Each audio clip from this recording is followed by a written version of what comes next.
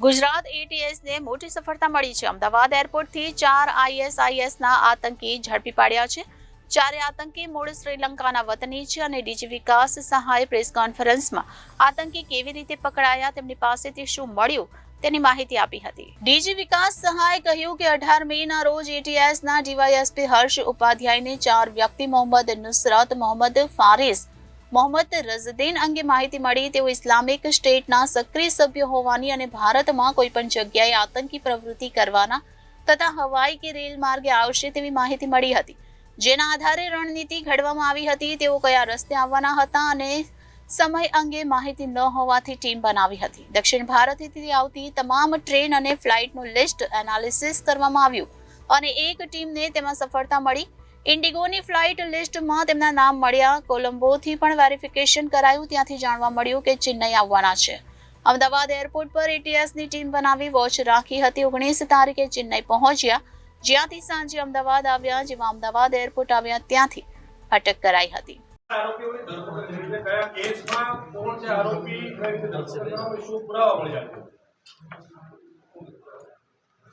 તારીખ 18 મઈના રોજ ગુજરાત પોલીસના એન્ટી ટેરરિસ્ટ સ્ક્વોડમાં ફરજ બજાવતા ડીવાયએસપી શ્રી હર્ષ ઉપાધ્યાયને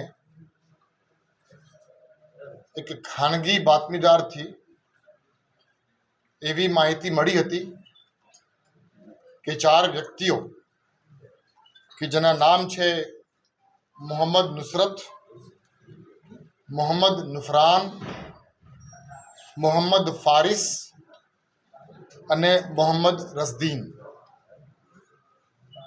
એ 4 વ્યક્તિઓ મૂળ શ્રીલંકાના વતની છે, શ્રીલંકાના રહેવાસી છે અને આતંકવાદી પ્રતિબંધિત સંસ્થા ઇસ્લામિક સ્ટેટના સક્રિય સભ્યો છે અને એ 4 લોકો સંપૂર્ણપણે આઈસિસની જે આઈડિયોલોજી છે એ આઈડિયોલોજીમાં રેડિકલાઇઝ થઈ ગયા છે અને ભારતમાં કોઈ પણ જગ્યાએ આતંકવાદ કૃત્ય કરવા માટે એ લોકો આવવાના છે। કદાચ માહિતી મુજબ એ લોકો 18મી તારીખે અથવા 19મી તારીખે અમદાવાદ આવવાના છે, કાં તો હવાઈ માર્ગે આવશે અથવા રેલ માર્ગે આવશે। આ પ્રકારની માહિતી મળતાની સાથે જ DYSP Shri Harsh Upadhyay anti terrorist સ્ક્વોડમાં ફરજ બજાવતા વરિષ્ઠ પોલીસ અધિકારીઓ સાથે આ ઇન્ફોર્મેશનનું શેરિંગ કર્યું, ઇન્ફોર્મેશનનું એનાલિસિસ કરવામાં આવ્યું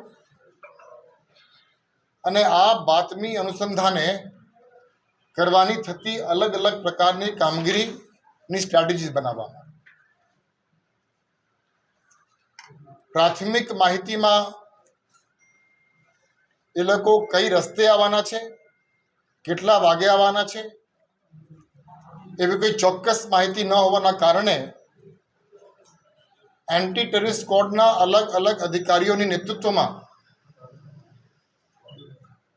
અલગ અલગ ટીમ્સ બનાવવામાં આવ્યું અને દક્ષિણ તરફથી આવતા તમામ રેલવેઝ અને હવાઈ જહાજની વિગત ઉપલબ્ધ કરાવવામાં આવ્યું અને એ વિગત મળ્યા પછી તમામ પેસેન્જરોની લિસ્ટ, તમામ ટ્રેન્સના તમામ પેસેન્જરની લિસ્ટ, તમામ ફ્લાઇટ્સના તમામ પેસેન્જર લિસ્ટની એનાલિસિસ કરવામાં આવી અને એ એનાલિસિસ કરતા એક ટીમને સફળતા મળી અને આ 4 લોકોના જે નામની માહિતી આપણને મળી હતી, એક જ પીએનઆરમાં ચેન્નઈથી Ahmedabad IndiGo flight number 6E848 ના જે પેસેન્જર લિસ્ટ છે એમાં એ લોકોના નામ મળી આવ્યા. માહિતી મુજબ એ લોકો શ્રીલંકાના હતા, એટલે પછી અન્ય સિસ્ટર એજન્સીઝની મદદ લઈ કોલંબોથી પણ આ પ્રકારની વેરિફિકેશન કરવામાં આવ્યું અને ત્યાં પણ આપણને જાણવા મળ્યું કે આ 4 લોકો એક જ પીનાર નંબરમાં કોલંબોથી ચેન્નઈ આવવાના છે. માહિતી પાકી થતાં અમદાવાદ એરપોર્ટ ઉપર એન્ટી ટેરરિસ્ટ સ્ક્વોડના અલગ અલગ અધિકારીઓની ટીમ બનાવી ને ખાનગીમાં વોચ રાખવામાં આવ્યું. આ 4 લોકો 19મી તારીખે સવારે 3 વાગે શ્રીલંકાથી ચેન્નઈ પહોંચ્યા અને ચેન્નઈથી ઇન્ડિગો ફ્લાઇટ 6E848 માં રવાના થઈ 19મી તારીખે સાંજે આશરે 8 વાગે અમદાવાદ એરપોર્ટ પહોંચ્યા. અમદાવાદ એરપોર્ટમાં અગાઉથી એન્ટી ટેરરિસ્ટના ટીમ્સ ખાનગીમાં વોચ પર હતા. એ લોકો જેમ અમદાવાદ એરપોર્ટથી બહાર આવ્યા, એન્ટી ટેરરિસ્ટ સ્ક્વોડના માણસો, અધિકારીઓ અને નિયમ મુજબ જે પ્રક્રિયા આપવાની હોય છે પંચોની, એ તમામની તૈયારી સાથે એ લોકોને ત્યાંથી ડિટેન કરવામાં આવ્યું અને રાતોરાત એન્ટી ટેરરિસ્ટની ઓફિસમાં લાવવામાં આવ્યું.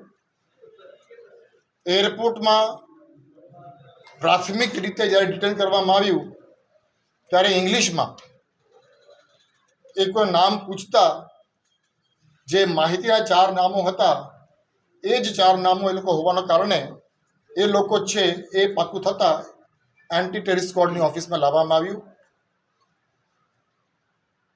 વધારે પૂછપરછ માટે આ લોકોને ઇંગ્લિશ બહુ આવડતું નથી, હિન્દી બહુ આવડતું નથી, ગુજરાતી તો નથી આવડતું, ફક્ત તમિલ બોલે છે એ લોકો.